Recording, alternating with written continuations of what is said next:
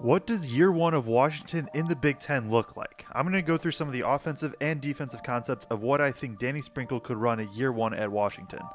Incoming transfer Great Osobor followed head coach Danny Sprinkle from Utah State to Washington this offseason, and Osobor last year was one of the most productive offensive players in the country, operating a lot from the post, but he isn't just a pure post player. So we're going to go through a couple kind of clips here to show what he can do. I expect him to be the main point of emphasis for this Washington offense this upcoming season.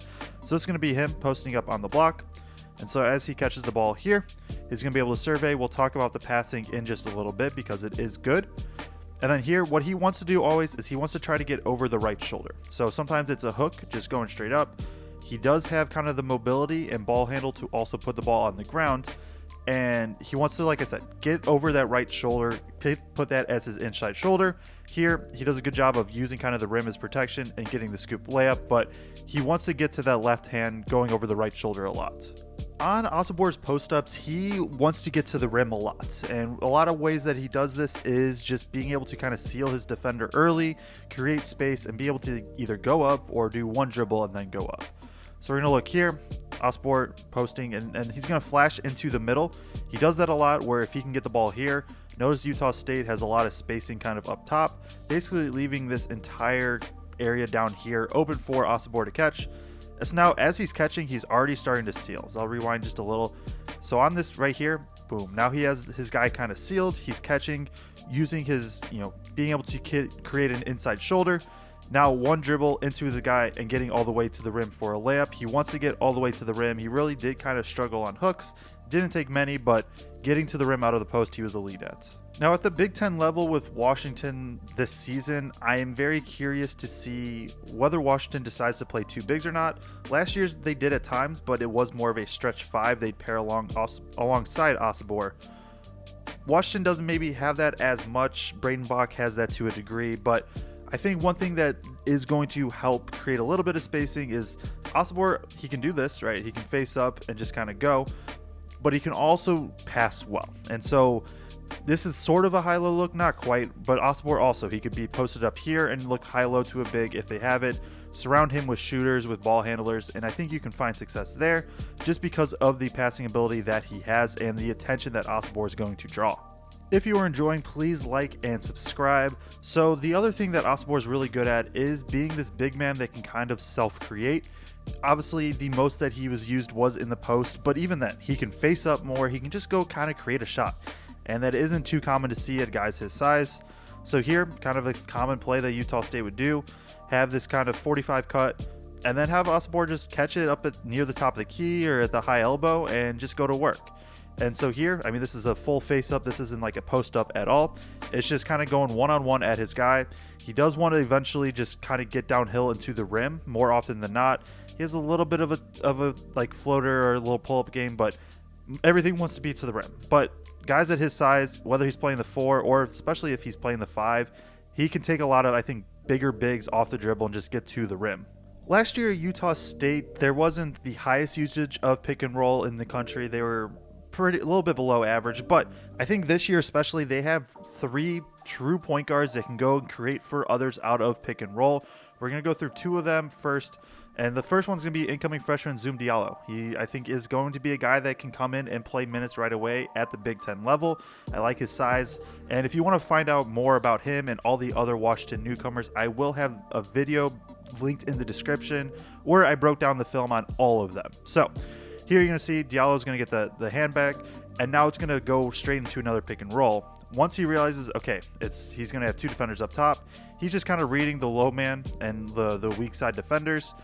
There's no help at all, and so he knows he's just going to hit the roll. And so, I mean, I think he has good size to be able to kind of make these passes over the top, hit his guys on the roll, let them score. Incoming transfer Tyree Ihenacho is another guy that I think can facilitate very well out of the pick and roll. We're going to look at an example here. He's number 4 over here on the left wing. So he's going to come up, get the ball, get a screen, and Ihenacho is really, really fast with the ball. And so with his big kind of slipping, he's just going to be able to use his burst and his first step and just his speed to really get downhill and create for others. And that's what he wants to do more than anything, is get downhill and then create for others. So here, boom, gets downhill. I mean, the speed is really fast. And so now he's just kind of, once he engages this big, that's all he's trying to do. Once he does that, he knows he has this kind of short roll, pocket pass to his guy, and then let him go to work. Now, like I said, last year, Utah State didn't run a ton of pick and roll, but if they're going to run it with the guards, that means they're going to have somebody screening. It's probably going to be Great Osobor again. And so he showed off some stuff last year of being able to roll. I really like him as kind of a short roller, which we're going to go through here. Kind of what we talked about on the last play. So Osobor is going to set this screen. And now this short roll is where he's going to catch it kind of around this 15-foot mark, 12-foot mark, somewhere in there. And so from here, if say this big is diving, he could throw a little bit of lob pass here. He could try to take this guy off the dribble, or he could go into a post up, or just like what he does here, face up and get to the jumper. I think his skill set and his playmaking ability really allows him to have good upside as a short roller, and I'd expect to see it more this season for Utah State, or for Washington. I think in order for the offense to really function, though, there's going to have to be good spacing. And they bring in a couple guys, Washington does, in DJ Davis and Makai Mason, that I think can help stretch the floor. But three-point shooting is going to be a concern in general, especially if these two guys specifically aren't hitting. But I do think that they'll shoot very well this year. DJ Davis, I mean, he is a really, really good shooter, has good movement shooting. So he's going to be the one. He sets this screen. It's a good set play. Have him kind of roll, and then immediately he's going to come off of this pin down. And what's so great about DJ Davis is he has really good movement shooting. He can catch on the move, he can be standstill, he can get to a pull-up some, although he's better more off catch and shoot. And so right here, easily able to get into his shot, and is going to shoot a high clip on those. Another example here of DJ Davis's shooting. So this one's going to be high pick and roll, and you're going to see the ball handler get downhill just a little bit. But really all the focus here is on DJ Davis here. So we'll rewind a bit. He's going to slide over just a little bit to give his guy, his point guard, an outlet. And you're going to see, I mean, you probably don't want DJ Davis taking these types of shots consistently, but he has that ability to him. Look how far out he's spaced. The defender's still there. I mean, there's 22 seconds left on the shot clock. This is just showing how much confidence he has in himself as a shooter, because he's going to pull that up, contest it, knock it down. You can use him in the corner. You could use him up top. I think his shooting is going to be so invaluable to this team. Makai Mason is the other guy I mentioned, and I think he's more of a standstill catch and shoot three-point shooter, but I still think it's going to be important just to try to balance some of the spacing that Washington's going to have, especially in lineups where they play Osobor at the 4. There's potential for spacing to become an issue very, very quickly. So it's going to be Mason over in the weak side corner over here. And so as Rice moves the ball around, they're eventually going to just get the ball to the top of the key. But look over here at the weak side corner. So you're going to see this little bit of like a pin in type cut from this teammate right here.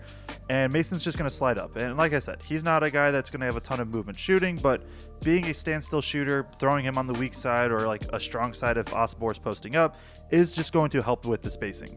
Defensively, Utah State was just okay. I think on the defensive end, they were solid, but not like great or anything. We're going to look at a couple things that they did do well, though, especially the first thing being they were pretty good in pick and roll against drop or with drop coverage. I assume that's going to be what they play again, especially with Osobor or really any of the 5s that they could potentially play. And so what I mean by drop coverage, Osobor is going to be in it here where he's just going to be stationed way back. And oftentimes it is a deep drop coverage. They will have him show up at the level sometimes, but kind of deep drop coverage. They're trying to take away the rim. And what they're going to give up is these pull-ups. Now, teams shot pretty well, truthfully, in the mid-range against Utah State last season off the pull-ups, like they hit one there. But that's kind of the concept of just having Osobor stay near the rim in the paint and just trying to help protect there. And so there's a big on Washington, Kep Nang, that last year was, I think, showed good upside defensively. Didn't have the largest role, but still, I think, was fairly good defensively in his minutes. Kind of this athletic big that can do a bit. So you're going to see right there, well, this is kind of that drop coverage again, right, from him of staying back, keeping the ball handler, the roller in front. Now he's able to kind of stay also in front on this drive. And I think the versatility of his defense paired next to Osobor could be interesting. Just being able to move guard 4s and 5s potentially, help protect the rim, use his athleticism that way. I mean, here, so he had that drop coverage. Now he's able to get out to the popper, cut off this drive again, and now once again you're going to see another screen, and he's going to be kind of in that drop coverage, and now he's able to come rotate over and help protect at the rim. So one area that Utah State was really poor at was defending the post. They were in the bottom 7 percentile last season. A lot of it, I think they just left their guys one-on-one a lot. And it'll be interesting to see what they do with Washington does at the Big Ten level, where there is going to be more consistent post-ups, bigger bigs, things like that. So you're going to see the Osabor's at the 4 here, and Colorado State's going to a high-low. And Utah State is content just kind of staying at home. They limit a lot of threes. They limit a lot of catch-and-shoot looks. And so from there, they're just going to leave their guy one-on-one. And so if you trust your guy to make the defensive play, I mean, it's not like he's out of position or anything, but just leaving their guys one-on-one a lot, I think, is what they did against the post, and what I would assume Washington will probably do for a bit as well. Now, Utah State last year, they did limit a lot of spot ups from what I just talked about, not providing a ton of help always. And so we're going to look at a play here from Utah State. And I'm showing Utah State stuff because that's where Danny Sprinkle comes from. And I assume a lot of the concepts will still translate to Washington. So you're going to see eventually this is going to flow into a high pick and roll. Now, remember, Osabor before drop coverage.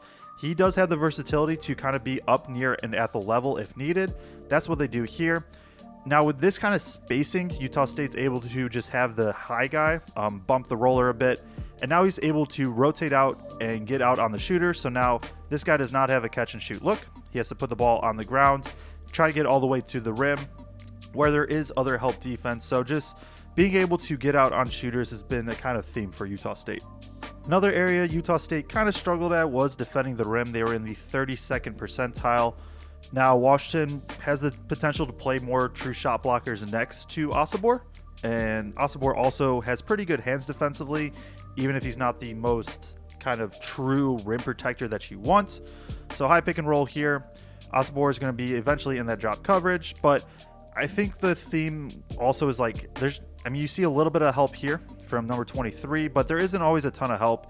Empty-sided pick and roll for Marshall is kind of forcing that with no help from the strong side corner, but Utah State's more content playing one-on-one, two-on-two, and so that combined with maybe not having the most true rim protectors, I think is kind of what gave up a lot of shots at the rim.